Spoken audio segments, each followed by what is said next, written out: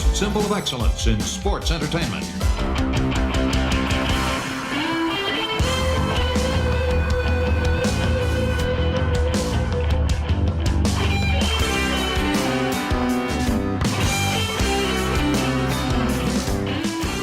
Hello and welcome to ARN. This is Paul Bromwell, and as always, I'm joined by the Hall of Famer, the founder of the Four Horsemen, creator of the Spine Buster, the 1A of tag team wrestling, our television champion. He's the enforcer. He's AA. He's Arn Anderson. Arn, I've got a big old smile on my face because we are back together again. How are you doing, man? Did you miss me?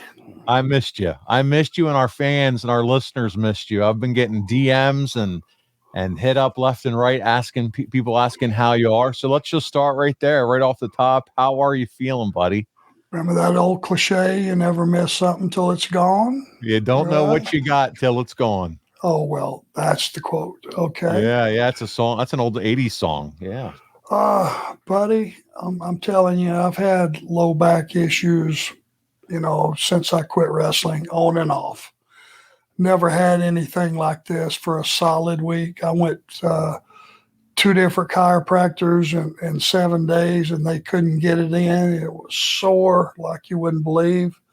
Really issues with battling stairs, you name it. It's still not completely healed, but it's much, much better, and I missed all you guys too. I was doing some openers. We did a couple of fun shows in its place while you were on the mend, Arn. And I was telling our listeners that you were, scratching and clawing, and you were going to do everything you could to rest up so that you could be ready for Starrcade weekend. That was this past weekend. You made it out there, thankfully. And I was a little nervous because I was like, man, he's going to run around Starrcade, and then I hope we can still get together and his back's feeling good enough for him to sit down and record again. So I'm really excited about that. But I thought, you know what? Let's also have you share a little bit about your Starrcade experience with Brock. Well, it was, as you know, I'm very, very big on being able to do these signings so I can have a one-on-one with the fans and let them know thank you for all they've done. That's very, very real, and it's very genuine. And it's here I am 40 years later, still, somewhat relevant.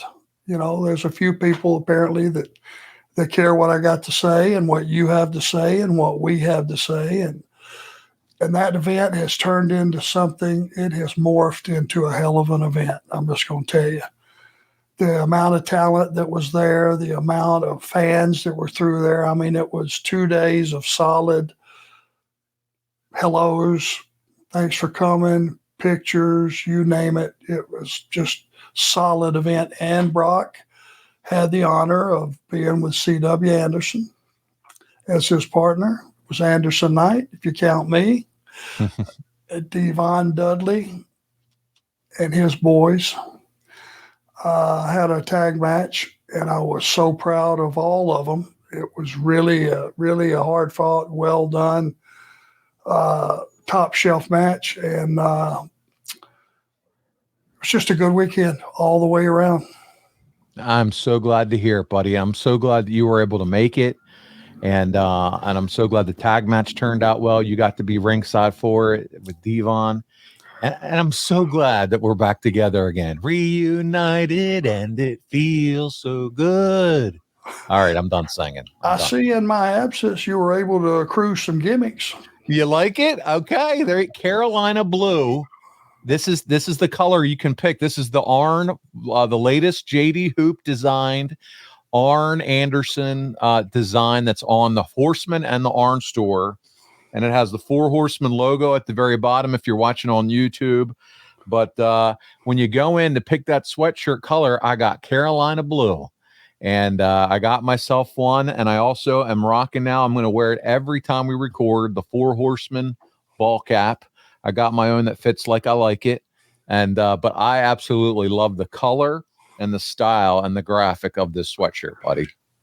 The gentleman that put that together actually showed up. He did. Right? He was there. Yeah. And you know what? That white one with the black stuff, I'm just sitting here looking at that hat, whether that would be sharp as a tack as well. Yeah. It goes together. I might have to get me one of those, or maybe more than one. Who knows? JD got the white one. He got he got a white sweatshirt with the black logo. I sent him a t-shirt as well with the same design. He got a different color t-shirt. But you're right. With the Horseman hat, the blue looks great with it. The white looks great with it. And all I got to do is throw on my Carolina Jordans shoes and I complete the look, the Carolina look. And but I love it. I absolutely love the color, but I love this horse design. It's my favorite. So guys, I didn't know I was going to plug this soon. I thought we were going to save it at the end. Go to Box of Gimmicks, check it out. You can get this brand new design, and I absolutely love it. Arn, JD crushed it. Yeah, it's got a look that a guy would wear. It's got a rough edge to it. Yes, I like that too. Good job, JD. Yeah, it's got it's like a faded kind of look to it. It's very cool. Looks great on t-shirts and hoodies. It's hoodie season. It's like, what is it right now? I'm looking 33 degrees where I sit. It's cold here too, buddy. Yeah. So grab your hoodies, grab your Horseman jackets. You can see right behind my shoulder. It's Horseman jacket season too, and those coats are available. And grab you a hat, a Horseman coat. And rock around the next time you go see Arn Anderson. Be sporting that Horseman jacket. Arn may give you a hug around your neck if you're rocking a Horseman jacket. I don't know, but he loves seeing it. Yeah. So what else was new over the weekend? Anything, buddy? One more piece of business before we get going. Your professional football team. Okay, that I want to touch on. There's a lot of other stuff going on, but we'll touch on this one. The Carolina Panthers, they cleaned house. David Tepper, he fired Frank Reich. The offensive coordinator, I think, is gone. What do you think about that?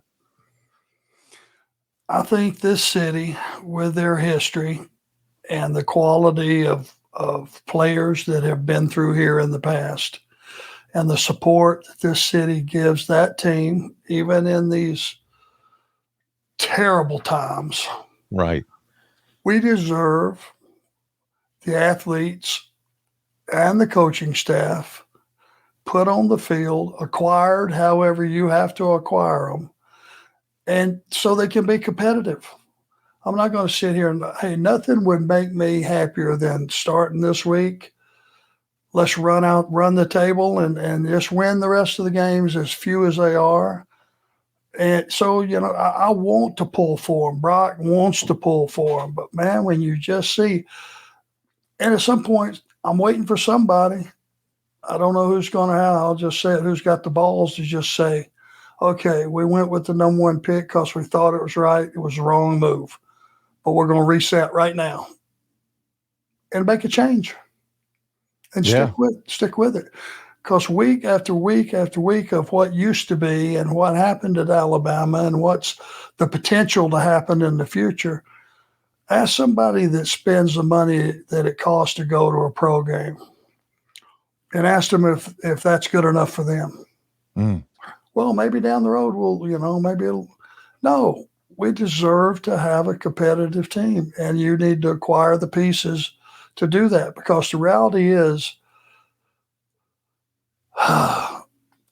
that lead position, that quarterback position, you have to have someone in today's age that's not just able to manage a game, but is able to make some decisions on the fly and control a game. That's what take over a game if necessary. Big time. And that's what pro means. You get paid to produce. This is not Friday Night Lights. Let's have some fun. Like I said, I'm not going to be the cheap shot artist that sits back in my chair and knocks a bunch of guys that are much, much more athletic than me. But I think they need to have the tools to make this thing fly. And that's the way I feel about it. All right. No, it ought to be interesting times. I'll tell you what, CJ Stroud down in Houston is throwing that ball around right now as a rookie. And he's probably going to be your offensive rookie of the year the way he's playing. But we'll see what happens. Maybe it's coaching, but Bryce Young, we'll see what they do. And I think they traded away their first round pick coming up already. More who went to Yeah, Chicago. DJ. Yeah, Moore went to Chicago. Yep. It's a beast. We gave away a lot of pieces, past, present, future, you name it. And at some point, you just, we're how many games are we in now? I think we're about to start week 13 or 14? Where are we at? We're getting close to that range right now. I'll have to look at it to remind myself. By now, you can make a honest. Yeah, week 13. By now, you can make a decision and realize, hey, and you don't just throw your hands up, no, just say, okay, well, let's just finish out the year. Hell, man, do what you could do to turn this thing around. Yeah, I'm with you. Arn. Well, we'll see what happens, and we'll see how it all plays out, and we'll touch base again as we go, because I know we like to talk a little bit of football and college. We'll get into some college stuff here soon. There's going to be some big games happening for Georgia, and I know you're following that too. Big one. I mean, got Alabama coming up. As this episode drops, right? And you cannot ever, I don't give a shit, you can never count those guys out. You just can't. We just saw it happen last weekend. I mean, my God, against Auburn. What a game. Yeah, well, there we go. That's the one thing in this household that gets interesting every week, because Georgia is still undefeated, but, buddy, everybody every week plays up and plays over their head when they play Georgia, and they're not intimidated. They jump on them, most of them, first series. So keep your fingers crossed for me. We will see how it goes on. But let's transition. Let's dig in, because it's been a little while since you and I have gone back and talked business from 1993. And the next 2 weeks, we're going to wrap up 1993. And actually, this week we wrap up 1993. We're talking December this week. We discussed November 1993 the last time we were together. And, you're not on television, if you can recall. I know it's been a while ago since we recorded. You were away. But when we were talking last, they had started that whole split with you and Paul Roma. They got Ric Flair transitioning into the role of challenger for Vader's world title. Sid's leaving the company. We have the split of the Hollywood Blondes. There were several other topics we were discussing, but just to kind of level set where we left off with things. This week, we're going to continue the story because we're marching to Starrcade. It's the 10th anniversary of Starrcade 1993, and so we're going to focus a lot of our attention there. But I want to open this week continuing that talk and that split between you and Paul Roma, sir. And if you remember, the last time we were together, you and Roma took on Steve Austin and Paul Orndorff in a tag match. Roma doesn't make the save and allowed Austin to get the pin after the assassin jumped on the apron and told you not to make the save. And we actually have a follow-up to that segment. And we want to remind all of you listening that this interview we're about to watch, it was recorded in October. It doesn't air until December 4th, 1993 on Saturday Night Wrestling. We're going to jump right into it. We have 5 clips this week. This is our first clip. It's following an enhancement match. You stand alongside the leader of Slapdick Nation. That's right, Mr. Noah Anthony Schiavone himself. Let's take a look at what you had to say in our first clip of the week. Here we go. Back to replay. There you see Anderson catching Burton off the ropes. The nice pivot drives him down into the canvas. All right, thanks a lot, Jess. And I tell you, tremendous win for Arn Anderson in singles competition. We've said it many times. Probably the greatest tag team wrestler the sport has ever seen. Been a world tag team champion on many occasions, many different partners, and of course in singles competition, as we've just seen. But over the past couple of weeks, lots been happening to you, and you wanted to talk to me about something that's kind of laying heavy on your mind for the past week, especially after the tag team match we just saw not too long ago. Well, Tony, if you look at this shiner and you follow what's been happening the last few weeks, you would think if it wasn't for bad luck, I wouldn't have any luck at all, but not so. You see, everybody's choosing sides. Seems like Paul Orndorff, Steve Austin have got some alliance. A couple of weeks ago, they did a tap dance on me. During a match with Orndorff, Steve Austin hit the ring, and they did a pretty good job, as you can see. Well, I looked at my partner, and I said, you got to suck it up. You know what it's going to take. I need somebody to watch my back. We went into that tag match. I thought everything was fine. I hit Steve Austin with that spine buster. That was all she wrote, and then somebody dumped a ton of bricks on the back of my head. I didn't know what happened. I couldn't make heads or tails of it till I got home and saw the match back on TV, and then I saw what happened. Roma, I don't know if you just had a mental lapse. I don't know if you just froze, that you had some vision that King Kong had broke out of Disney World and was standing on the other side of the ring. I don't know if you thought you were in a swimming pool and Jaws was swimming for you, but you just froze. Now understand one thing, you're either in or you're out. You're either a horseman or you're not. There is no gray area where that's concerned. You're either gonna be my partner or you're not. Now you're not here to defend yourself, so I'll give you the benefit of the doubt. But understand one thing, and all these people will attest to it, my friend. You stick a knife in my back, I'm gonna pull it out and shove it down your throat. Rest assured, I don't take anything laying down. The enforcer, Arn Anderson, still to come. Whew, there's a little bit of intensity there, Arn, and what you had to say. But I like it because, first of all, one of the things that I noticed right away, you let Tony hold the mic while you talked into it. Nobody seems to allow him to hold the mic anymore. They all want to rip it out of his hands. Yeah, and that's kind of unprofessional, isn't it? Don't you think? I think so too. I look at it from Tony's perspective. Now what does he do? Stand there and fold his arms? Yeah. It's unprofessional. Unless he's going to just leave the ring, leaving him standing there with his hand on his pud is just not professional. Arn, we're going to pause and talk about our favorite sponsor once again this week. That's right, it's Blue Chew time, and they're here to make sure you're delivering that spine buster, putting that spine to the pine every single time the right way, and making sure you're prepared to do so. And they have a special offer for the listeners of the Arn Show. Isn't that right, Arn? Arn?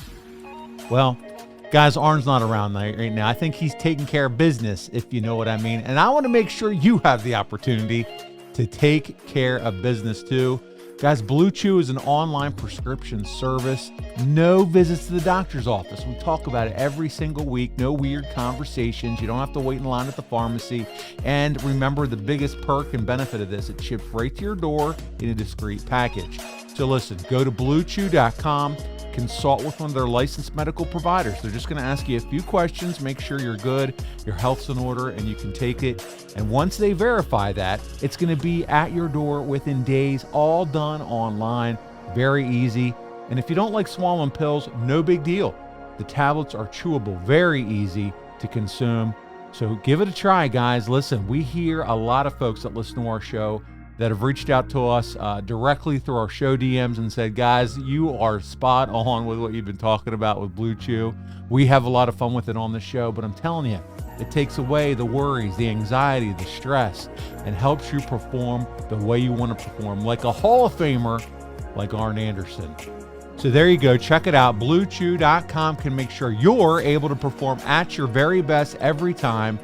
You get the opportunity to have fun, and here's a special deal for our listeners. Try Blue Chew free when you use our promo code ARN. That's right, just those three letters, ARN, at checkout. You just pay $5 shipping. That's it.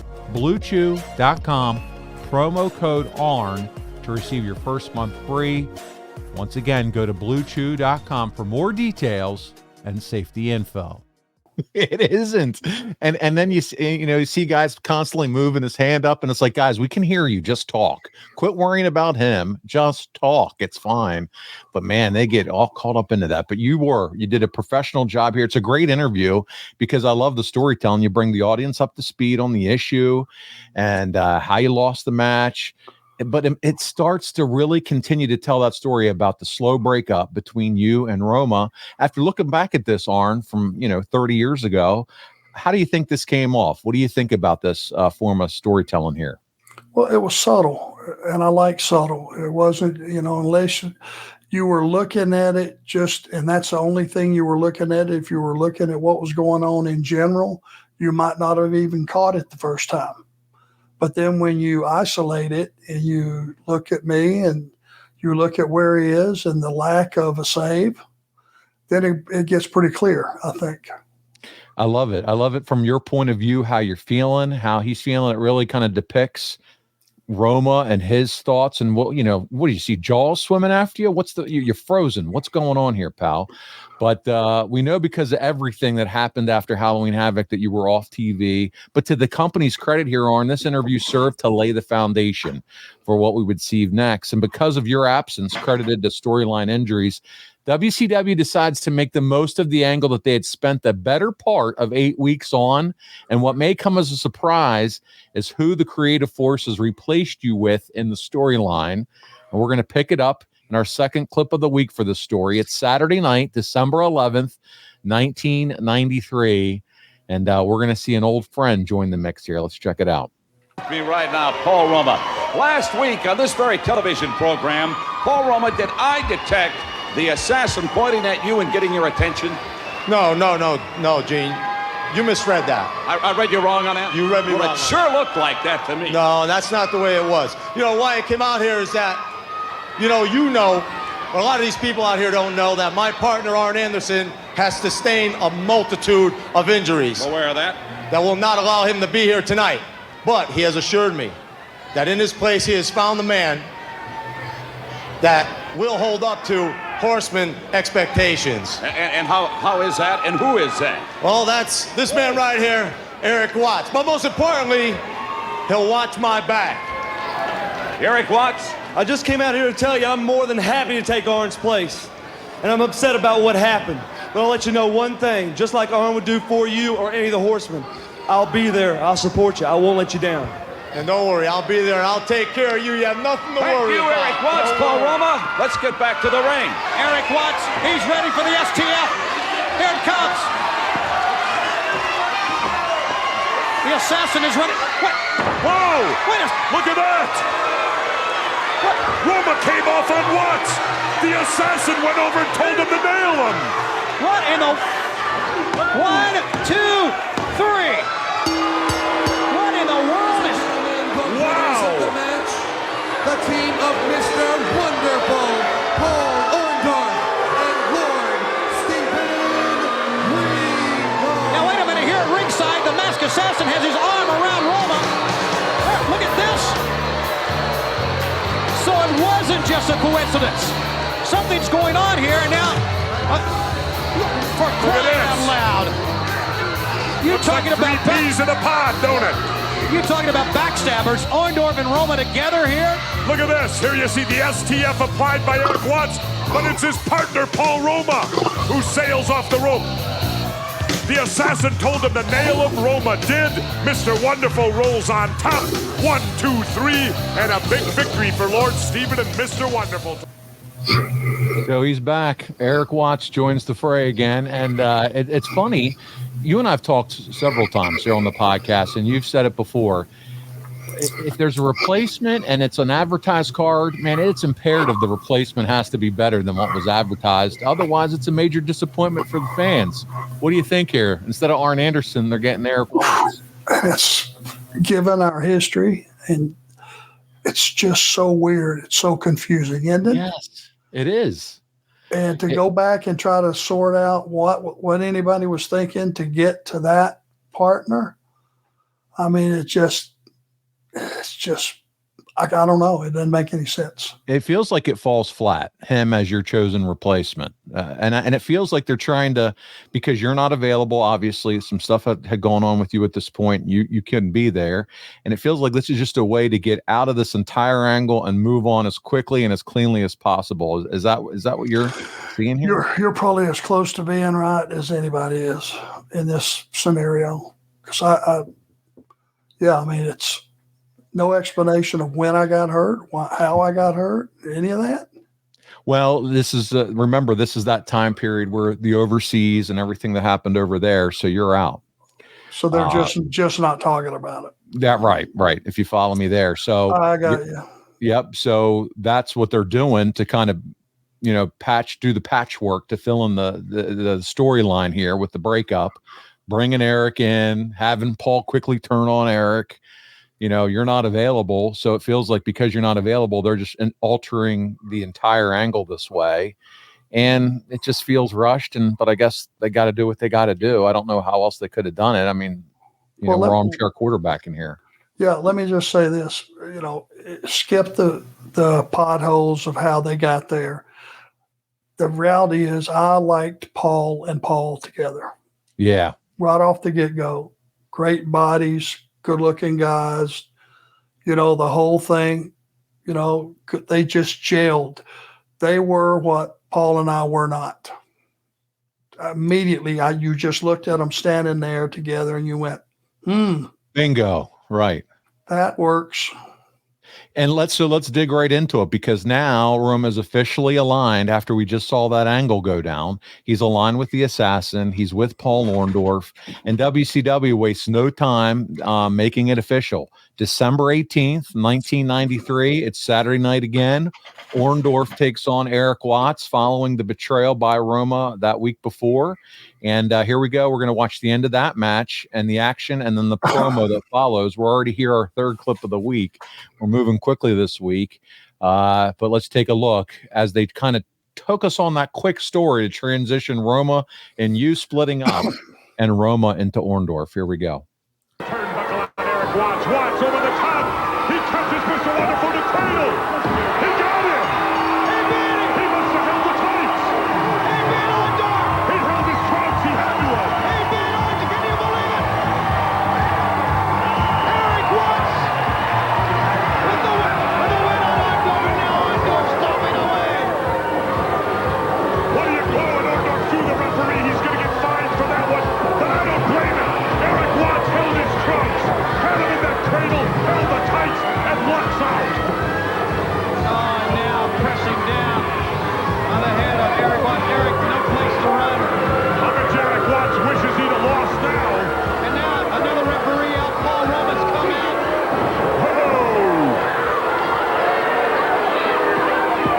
The pile driver, and they're still stomping away for crying out loud. Oh, look at this.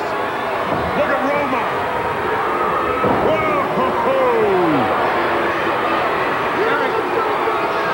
Eric Watts needs some help. The Shockmaster has made his way out to the ringside area. Hey, he came in like a big traffic cop last week.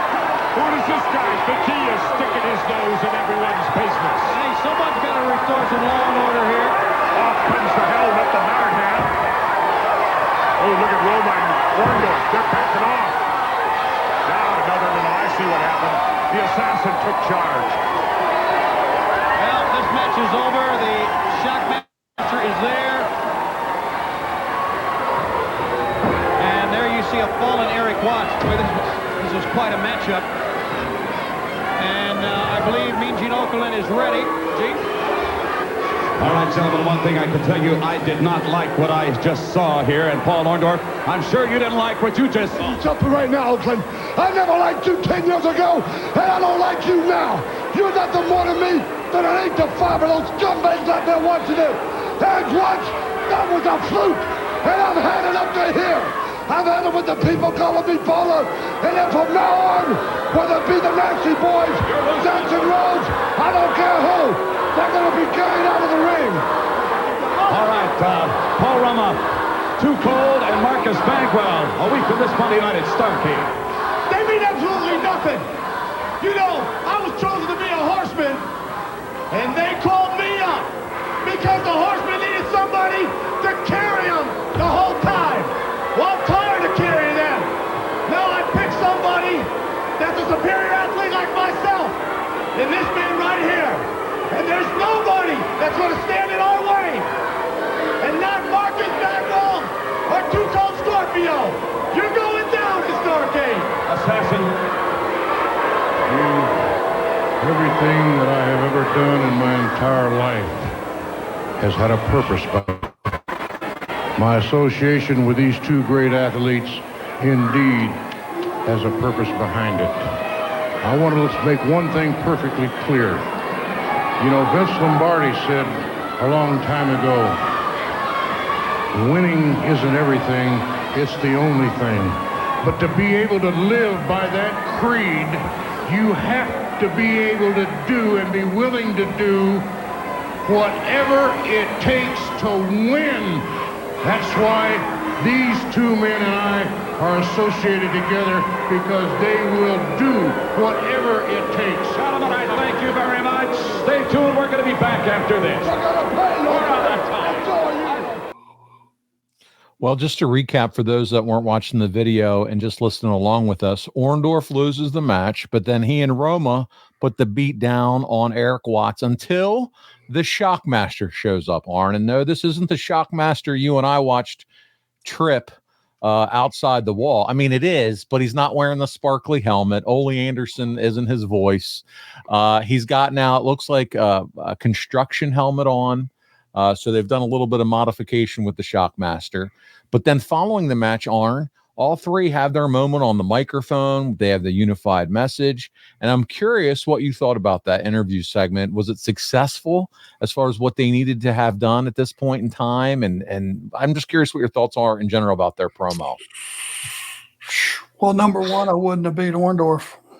Yeah, that was too soon. It's their first week together, right? Yes. Paul? Yeah, Paul was wrestling. It was a singles match against Eric, but then Roma came down to help with the beatdown. I would have never beat Orndorff in that situation. I would have had Orndorff go over and continue the heat and beat him down too. Yes. This is Paul Orndorff. This is a top guy. This is a brand new team, a brand new angle. Starting there, I would have had straight heat all the way. And the big man, Tugboat, what was he called in this? They're still calling him Shockmaster here. They did. Okay. Yeah. He's a huge man, but it just came out of nowhere. And it was less than impactful. He just walked out. They left. When you introduce a new character in the wrestling business and it's someone that they don't know, whether they have to make impact, they have to come in and do something that you never saw coming and it'd be impactful. That's how you get people talking. That was, to me, it's not his fault. He is what he is. He was 6'8", 400 pounds or whatever the guy was. He's huge. You don't realize how big he is till you walk up and stand there beside him. It was less than impactful in my mind. And then the promo afterwards with the storytelling. Did you like the way that that all came off? Jody Hamilton was convincing. He wasn't screaming. He wasn't getting too out of hand. He just pointing out some facts. I don't know. We're going to take a quick time out from this podcast to talk a little bit about Spider Grip. Yes, you've heard Arn and I talk about it before, and we're here to share the joy and the opportunity of Spider Grip one more time with you. Listen, it helps keep your phone in your hand right where it belongs. The phone grip that won't slip, as our buddy David Britt says. You could use it to prop up your phone if you want to sit and watch a video. Use it as a stand. It rotates 360 degrees, and it also will snap in place and lay flat. So if you want to put it in your pocket, your purse, whatever is easy, it's so functional and so user-friendly. No more unfortunate drops in all the wrong places. No more missed opportunities for pics and videos. Yes, it's the holiday season. What I'm telling you, what Arn wants me to share with you, is you guys need to grab these for stocking stuffers. Great stocking stuffer gifts. And you can do that by going to spidergrip.com. That's SPIIDERGRIIP.com. That's 2 I's in Spider and 2 I's in Grip. And use discount code ARN at checkout and receive 30% off and free shipping. You're not going to get a better deal than that. Our guy David's headquartered in Charlotte, North Kakalaka, right in the same area as Arn. And you want to talk about the old stomping grounds and glory days of Jim Crockett Promotions. That's where it's all at. And here comes another history-making product with Spider Grip. Man, Walmart is now backing this product. You can find it at Walmart online, and it's going to be in their retail stores next year, but there's no reason for you to wait. They've been co-founded, as I said, invented by the recording artist and entrepreneur David Britt. Also, Kate Bosworth, Mr. Worldwide himself, Pitbull, all invested and co-owned in this company. This is a can't-miss product, a can't-miss solution. and I'm telling you, won't be disappointed that you grabbed one for you, your wife, your kids, your family, aunts, uncles, grandparents. The Spider Grip is transforming how folks use their cell phone and make sure they don't drop it, misplace it, and makes it easier. No stress on that pinky finger when trying to hold it for those perfect pictures. So one more time, check it out. That's 2 eyes in Spider, 2 eyes in Grip, spidergrip.com. Use discount code ARN at checkout and receive 30% off and free shipping. Roma said the Horsemen needed him. He didn't need the Horsemen. That's fine. You know, it's whether it's believable or not. That's his slant. That's a heel slant. That's fine. Right. You know, sometimes you take shortcuts to try to get some heat. That didn't bother me too much. I think Jody was the MVP of that promo, though. And so there you have it. You mentioned it already that you really like this tag team together. They become pretty wonderful. And they go on to capture the World Tag Team titles in 1994. I'm sure we'll talk about that as we move into 94. But you've said it. You've actually even said it earlier on in this show that, hey, Roma, he just fits better with Orndorff. And we say it every week. You did win gold with 5 different partners, including Paul Roma, making you arguably the greatest tag team wrestler of all time. But why do you think Roma and Orndorff just work? You mentioned the look. But it just the chemistry. Do you think they had better chemistry than you guys did, or what was your thoughts there? They both got great bodies, and they both have skills. Even though they're babyface skills, coming off the top with a splash, coming off the top with a drop kick, just a drop kick that's flawless in the ring. All those skills, and then you put them on with a body like that. You know, two good-looking guys. It's just a good package. They look like stars because they are stars. The duo of the Pauls, Paul Roma and Paul Orndorff. It just worked, and so there you go. It's pretty wonderful. We're going to move on for now on the breakup with you and Roma and talk about another major departure at this point and an arrival to the company. First, after working with the majority of the year with WCW, Davey Boy Smith. He departs the company, ARN. There are conflicting reports as to the why. Davey Boy's camp always said it was because of payoffs from the European tour. Smith was also not allowed to work in Japan, as had been agreed to when he joined the company. As for WCW, their side said that he missed a number of dates. And I'm sure, as with most cases, ARN, the truth is somewhere in the middle. Do you have any memories of Davey Boy leaving the company, or did that ever come across your radar at all at this point? Not to be exact, but I do remember something about missing some dates. Okay. And without the proper doctor's okay or slip or excuse, whatever you want to call it, doctor's excuse, you know, I can see that leading to, because here's the thing, when you got a guy that's positioned like he is and has a career that he's had, it's not like you can just replace him with anybody. We've talked about that. When you make when you replace a guy, you said it earlier, it better be better than what you had originally, and that's hard to do with Davey Boy. Yeah, and I mean, that's got to hurt WCW because they had him at the top of the card, ARN, and to see him leave after being so heavily featured, that's not good. What do you think that they used him the right way though while he was there? Do you think they made the most of his tenure while in WCW, or would you have liked to see them handle him a little differently, or what are your thoughts there? Gosh, I don't know. I would have to really go back and see how he was used, because I don't remember. I know that he had some good matches with Vader, and that's really the only thing that pops to the forefront that I can remember, that he was strong enough and jacked up enough that he could bounce Vader around, and that's impressive on anybody's sheet. Yep, good tag matches, a couple good tag matches with Sting.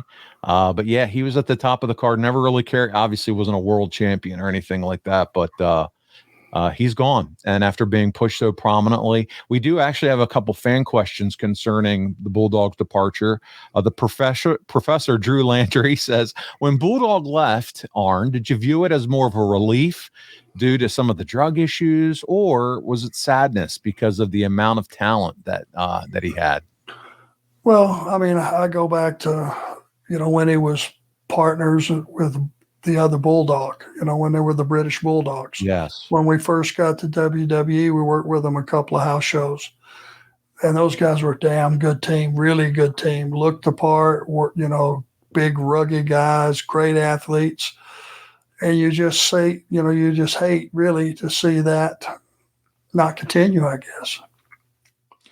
Yeah, we had a similar question from Heather Whitley, and she wanted to know where you think Bulldog's career could have gone if he had been able to overcome some of his demons, all of which centered around drug use, etc. You got to think, though, that sky was the limit for someone with the build and the wrestling acumen that the British Bulldog had. I always go back and think about the match that he had with the Hitman at Wembley back at SummerSlam all those years ago. And it was an amazing match.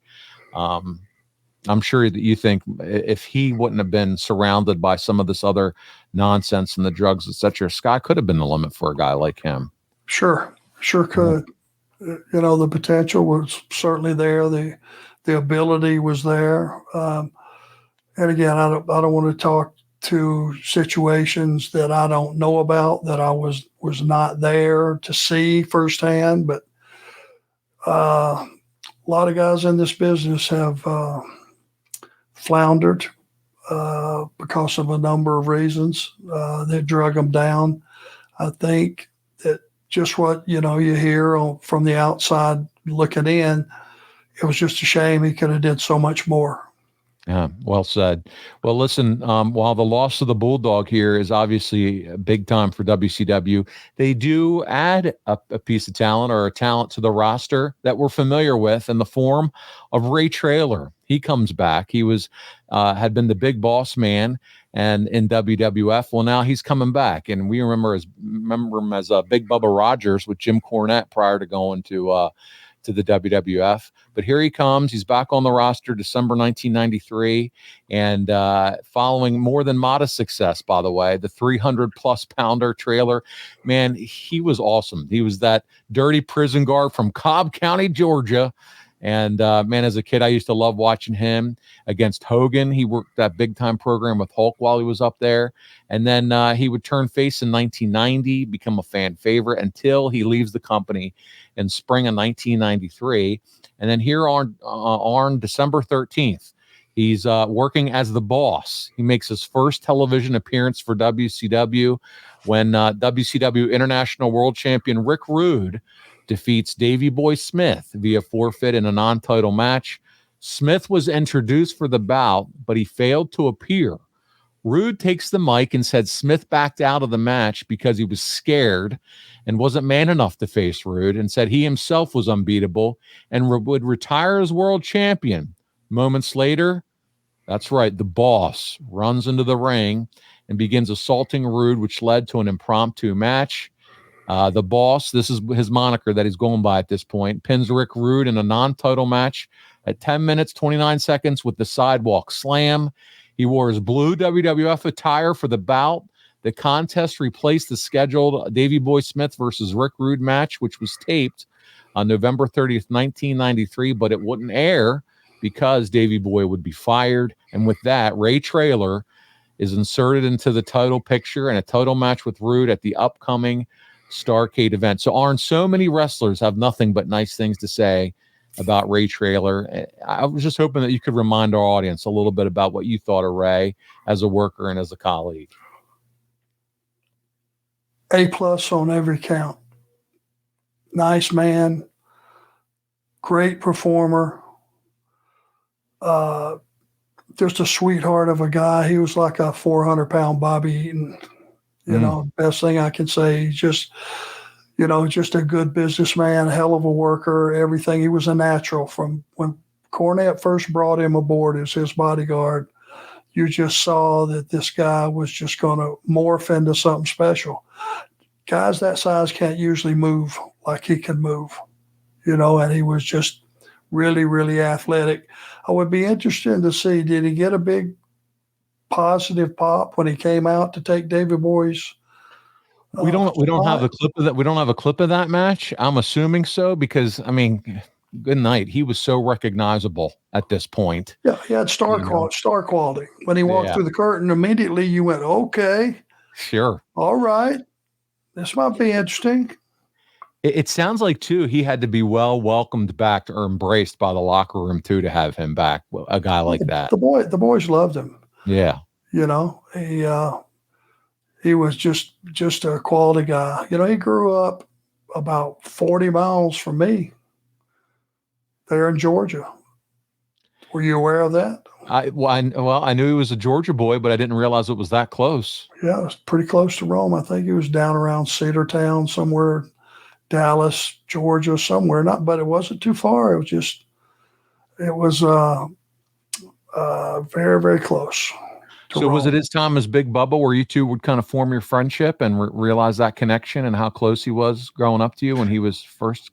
Yeah, I mean, it was a couple of just, it was just a couple of conversations, that was that close, because that could very well be the same thing as 100 miles away or 1,000,000 miles away, It just so happened that's where he went to high school. I was older than him and all that. And we didn't compete against, I think, the school that he went to or anything like that. So it's still kind of small world, man. You know what I mean? It's one of those small world deals. Oh, I'm 40 minutes away, and here we are wrestling in the same company.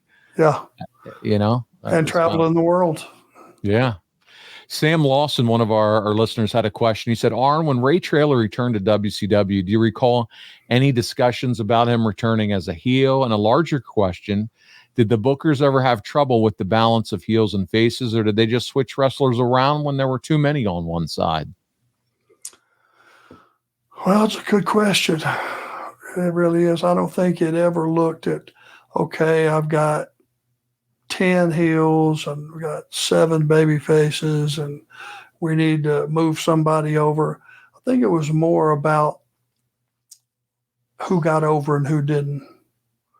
And a guy could be pushed as a heel and pushed, but if the audience liked him, maybe they just liked the devilish shit that they pulled off.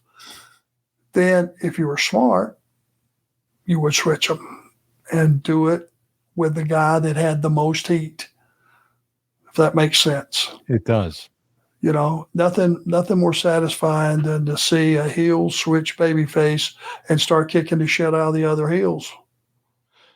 When you're a wrestler entering the business, do you have a preference one way or the other, or do you coach a wrestler one way or the other? Like, hey, you want to start out as a heel. Does it matter how they start? It doesn't. It depends on what do they bring to the table, what's natural, what just comes out of them, how are they perceived, all those things. Sometimes no matter what you do, if you're pushed one way and you can't feel that character, you can't get a grasp on it, then you're just spinning your wheels. Yeah. The audience will tell you a lot of times who they like and who they don't. You just got to be smart enough to listen. And if you can't tap into that character, then you're going to quickly become a heel, whether you like it or not. But there's a difference in having heat that they just don't like you. And go away, heat. They want to kill you. Yeah. Go away, heat. Yeah. It's not a good thing. No. Nick Lenz wants to know what your thoughts were on having Ray Traylor. You talked about it a little bit already. Ray Traylor returning to WCW as the boss. Do you like this change? He's not the big boss man, but we're going to go with the boss. You like that? It was close enough. I'm surprised they got away with it. Yeah.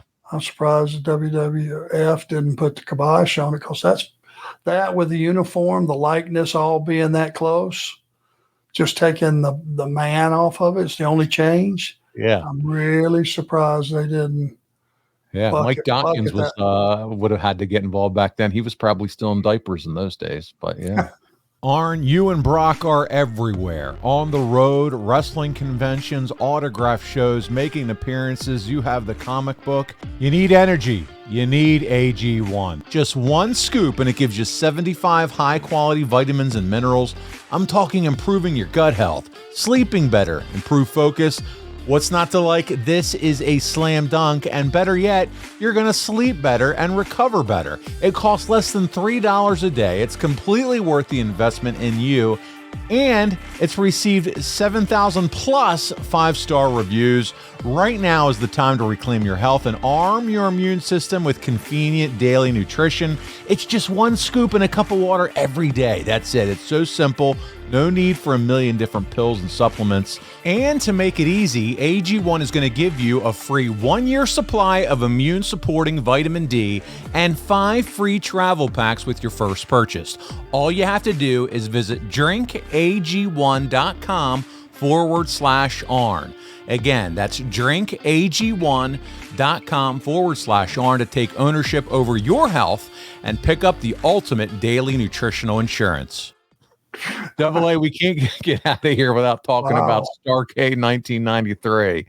It's the 10th anniversary, the 11th installment, and it's held in Charlotte, North Carolina, the hometown of where you live right now. It takes place, we've talked about this, Monday, December 27th. And last time we talked about it, you said, man, this is a mistake. Monday's a work night. And even though it was indeed a work night, 8,000 fans filled the Independence Arena, now known as the Bojangles Coliseum. It was 300 short of a legit sellout. And even though there's been some bad houses during this time, 7,000 of the 8,000 fans actually paid. That's pretty good based on the stats we sometimes read on this show. So tells you what a wrestling town Charlotte is. There you go. But before we get to the event, for the company, they finally hit that home run in terms of paid attendance. And you just said it. This is really, it's a wrestling town, but it's also a first step towards WCW finally gaining some traction, right? I mean, they're finally starting to click here. You got to have that, to have a successful wrestling company, you have to have a live gate to support it. So there's a lot of expenses that go into moving 30 guys or 40 guys or however many it is total, around the country. So you got to have paid attendance. And that was, you always asked, did we paper the event? If we did, how many and all that stuff? Because, they used to give away a lot of tickets just to make it look better on TV. But then when you get down to the nuts and bolts of paying the bills, something else. Yeah. Well, listen, but this card is loaded. And so there's another reason that, it helps as well. A lot of Hall of Fame talent here. 2 favorites of our show. You got Dustin Rhodes and Stunning Steve Austin. They're battling for the United States title. It's 2 out of 3 falls. Austin won this match in 2 straight falls, winning the first fall at 13 minutes by DQ. And then the second about 3 minutes later when he caught Dustin in a roll-up and used the ropes for leverage. This one clearly broke any traditional formula used at this point because you had the heel go over in 2 straight falls, Arn. What do you think about this? 2 out of 3 where the heel wins the first 2 falls. I think if they were going to push Austin, which apparently they were, I like the fact that it had never been done. That was crazy. Why would you do that? It's different. That's how you get a guy over. Shock value? Yeah, that's shock value. Yeah, there you go. Our buddy Bryant Haremza, a faithful listener, he said Austin wins one of the falls by DQ, and yet he still wins the title. I thought the title couldn't change hands on a DQ. Am I missing something, or is this a typical WCW? I guess it's a fair question, Arn. What say you? Have you ever seen a 2 out of 3 falls match where a DQ settled one of the falls, especially for a title? Well, you don't do it as the last fall. If it's 2 out of 3 falls, you do it as the first fall, and then you have a pinfall for the deciding one. Okay.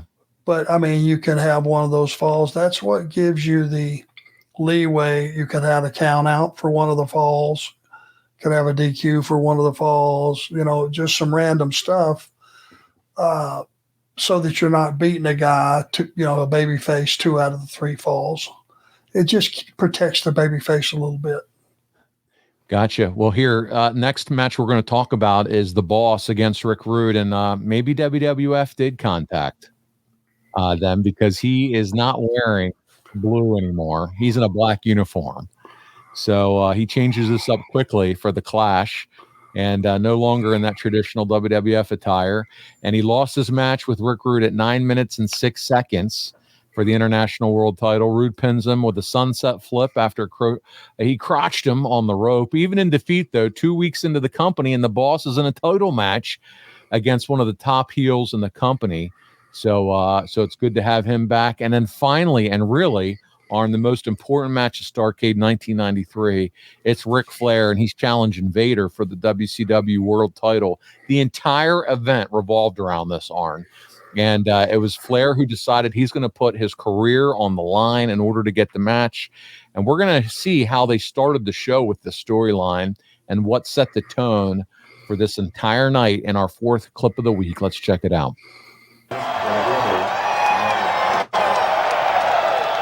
I'll take it. You can also check over there. I'll be right behind you. You okay, sweetie? I gotta go, baby. I'm gonna kiss goodbye. What you always tell me? You're a big boy. Come on. Daddy. Thank you. Guys okay? I'm gonna miss you guys. See you later tonight. You okay? No, you're not gonna cry? Rick, I'll see you outside. Say goodbye to your family. Love you. What do you always say to me? You always say, thanks. Wish me luck? Okay? Yeah, you do good, okay? Okay. Thanks. Okay? All right, see you guys later. Bye, sweetie. Yeah, don't cry. Okay? Very much. Okay? All right? See you guys tonight, all right?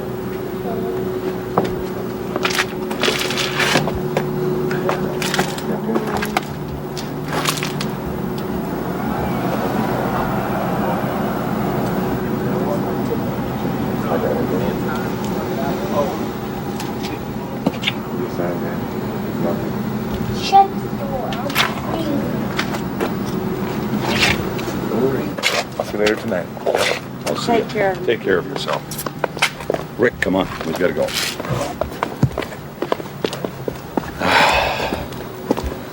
Seemed to me like there was so much emotion. Oh, they're worried, Gene. Of course they are.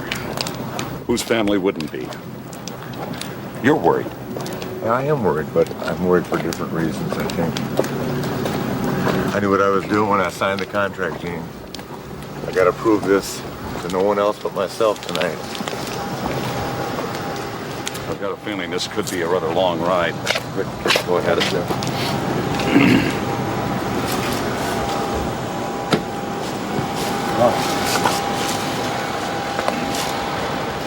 Well, to think about it all, yes, your career on the line, but Rick, you've seen what this guy Vader has done. Numerous opponents over the years. I mean, he's absolutely decimated. Gene, I knew what Vader was about before I signed the contract. I knew the reality of what I was doing, and I'm prepared. When I deal with this on a personal level, it makes it harder, but I've been in a lot of tough matches, and tonight I've got to prove, above all else, to myself that I'm the man that I think I've been my entire career. I got to prove it tonight. Jeff, let's get to the arena. Arn, wow, very different storytelling here with Ric Flair. The family man, the somberness, the seriousness of putting the career on the line against the man they call Vader. What'd you think of this? Hey, first, you never saw him in that like that. First, you got it, buddy. Yeah, never. And that's what made it special. Having Okerlund there made it special. It just had a different, real look to it. It wasn't Rick doing the screaming, hollering, and throwing his shoes and dropping an elbow on his coat. This was somebody different. And you felt the jeopardy that he was in because he let you know the jeopardy he was in, which he would never have done that. And I never saw him do a promo like that. Yeah, it's very different, but it's good in a good way. Human. Yeah, humanized Ric Flair totally. The family man, the time with the kids, the wife at the door. I thought it was funny. You could hear the little his son say, "It's cold. Can we shut the door?" That was so cute. But yeah, very different, very somber, but great storytelling as a fan to be able to see that side of Flair after all those years of brashness and styling and profile, womanizing, and all of a sudden we're now being told, and the seriousness with his career on the line. And Arn, we get to it. It's the main event of the evening. It's Ric Flair taking on Vader for the world title. His career's on the line. And as a reminder to our listeners, Vader's been the champion since December 30th, 1992, 3 days short of a year-long reign. And no one except Flair had carried the title for WCW as long as Vader did during this incredible run. Think about that. No one had carried the title that long except for Flair. But it has to end at some point. And why not in Charlotte, at the hands of the man largely responsible for the success not only of Jim Crockett Promotions, but now WCW. And, buddy, in our final clip of the week, we're going to see how Ric Flair dethrones Vader and recaptures the world championship here at Starrcade. Let's take a look together. We are seeing it Starrcade.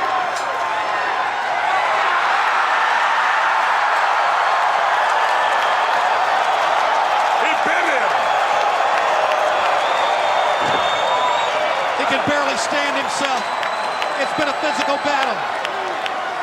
I've seen Flair go 60 minutes, but only 20 minutes with Vader is like 60 minutes with most guys because of his size. Here he goes!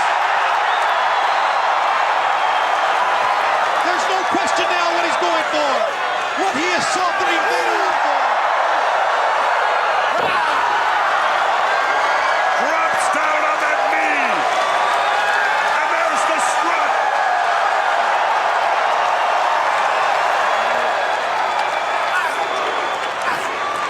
Flair again hammering away on Vader. He drops him. Yanks the leg. Can he get it on, Tony? No! Wow. This place was going wild. But Vader's back up. Oh my. Notice how Vader can get a second win quickly. What a phenomenal man he is. The greatest big man of all time. Down on Flair. Lost it.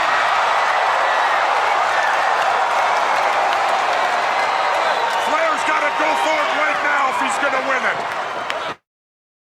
And that's what he's doing.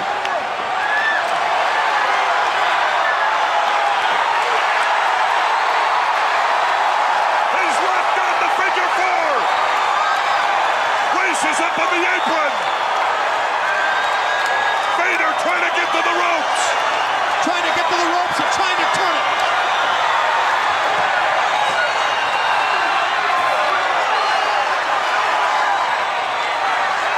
What is Race up to? Vader makes it to the rope. Oh.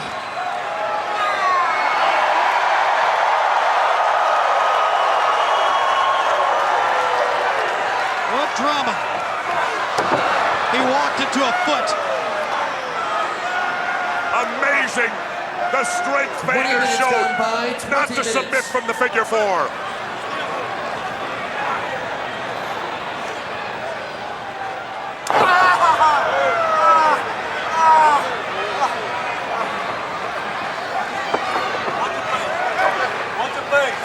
Well, right to the, look at this. Vader driving the knee, or the elbow into the face.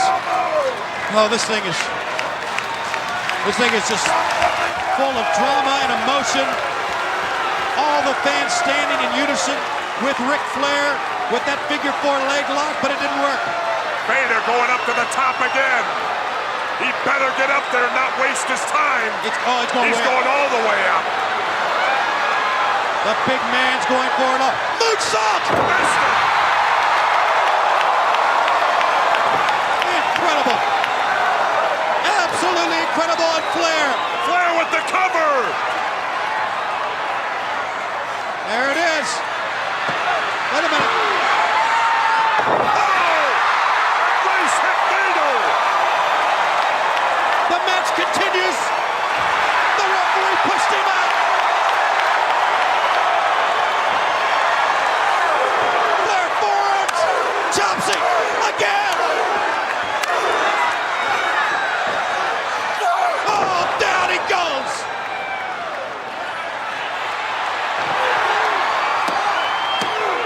He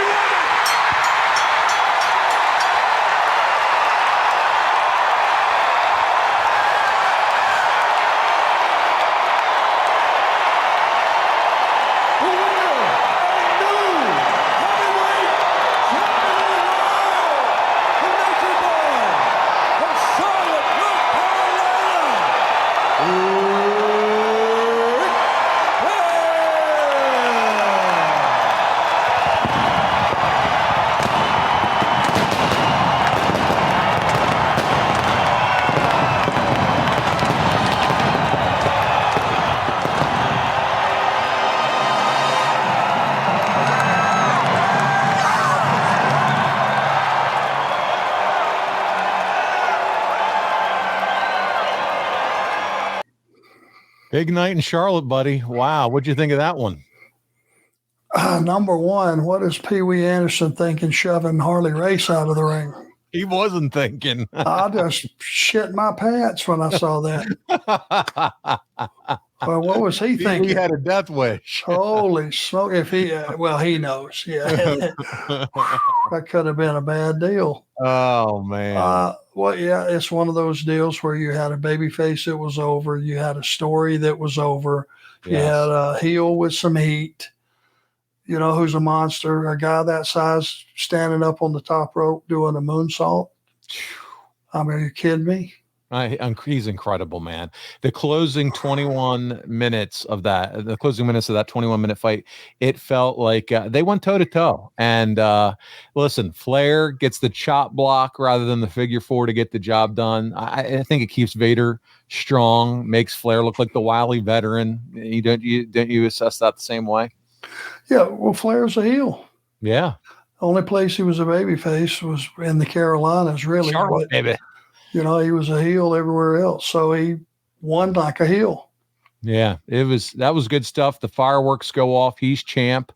And we're going to finish off this week's episode with just a couple questions. Bryant Haremza says, which is an excellent question. Vader was such a dominant big man that people genuinely thought he could never lose, Arn. Do you feel that kind of dominant big man character is something that is lacking in today's wrestling? Yeah, because, you know, I mean, you had Big Show, who was cast in that role.